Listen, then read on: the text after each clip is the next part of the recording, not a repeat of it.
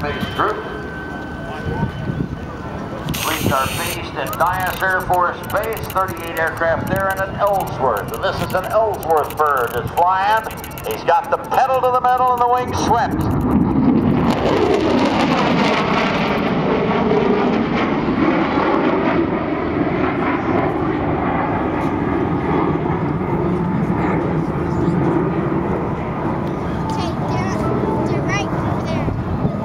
Going to set up, I think, for a configured pass. You can see now he's starting to extend those wings out to the horizontal position. If you can see him up there just barely below the clouds.